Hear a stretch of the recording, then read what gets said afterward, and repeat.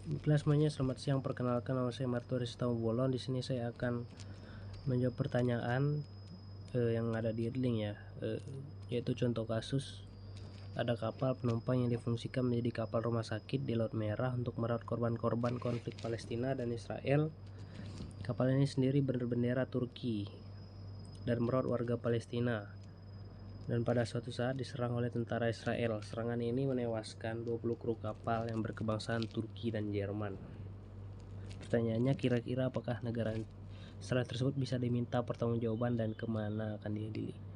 Jadi merujuk pada pertanggungjawaban internasional, kita lebih baiknya harus mendefinisikan pertanggungjawaban internasional itu adalah apa. Pertanggungjawaban internasional yaitu tanggung jawab negara yang merupakan suatu kewajiban untuk melakukan perbaikan yang timbul dari kesalahan suatu negara untuk mematuhi kewajiban hukum internasional. Jadi Israel, menurut saya Israel itu bisa diminta pertanggungjawabannya terhadap akibat yang dia lakukan itu kepada dua warga negara yang berbeda, itu dimana Turki dan Jerman. Dan juga serangan yang dilakukan oleh Israel terhadap kapal yang difungsikan sebagai kapal rumah sakit untuk merawat korban konflik Palestina dan Israel merupakan tindakan yang sangat merugikan dan melanggar hukum internasional. Negara Israel dapat diminta pertanggungjawabannya atas tindakan yang mereka lakukan.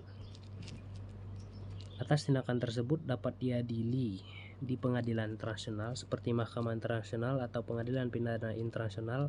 Namun untuk memastikan bahwa Israel benar-benar dipertanggungjawabkan atas tindakan mereka, dibutuhkan dukungan dari komunitas internasional, termasuk dari negara-negara yang terlibat dalam konflik ini.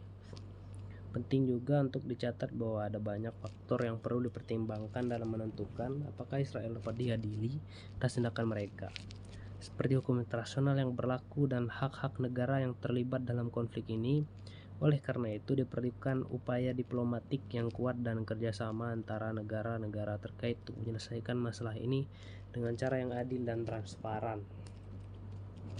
Ada beberapa upaya hukum yang telah dilakukan untuk menuntut pertanggungjawaban Israel atas insiden tersebut, termasuk pengajuan tuntutan di Pengadilan Nasional Turki dan pengaduan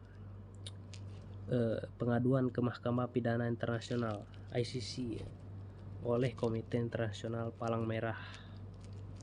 Hukum internasional memiliki sejumlah prinsip dan aturan yang mengatur penggunaan kekerasan oleh negara, termasuk di laut teritorial atau di perairan internasional. Prinsip-prinsip ini termasuk hak suverenitas negara, hak perlindungan diri, dan hak kebebasan berlayar di laut terbuka. Namun, prinsip-prinsip ini dapat bersaing dan menimbulkan konflik, sehingga kasus seperti penyerangan kapal ini memerlukan analisis yang teliti dan objektif. Secara umum, jika ada kecurigaan bahwa suatu negara telah melakukan tindakan yang melanggar hukum internasional atau merugikan hak asasi manusia, ada beberapa mekanisme yang dapat digunakan untuk menuntut pertanggungjawaban negara tersebut. Ini termasuk pengadilan internasional seperti Mahkamah Internasional atau Pengadilan Pidana Internasional, atau penyelidikan oleh badan internasional seperti Dewan Hak Asasi Manusia PBB.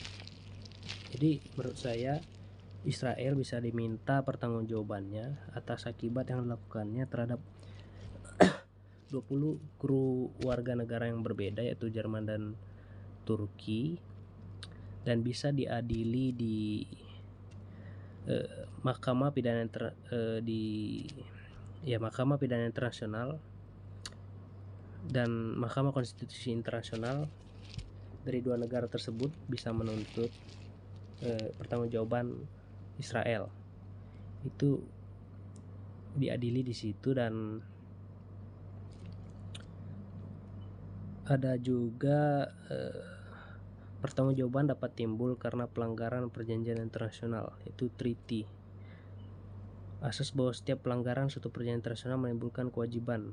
Nah, di situ adanya kewajiban, jadi harus untuk mengganti kerugian yang dilakukan oleh warga Israel, negara Israel untuk warga negara yang dirugikan. Mungkin itu saja yang bisa saya sampaikan. Maaf bila ada salah kata maupun ucapan yang saya lontarkan. Terima kasih atas perhatiannya. Selamat siang.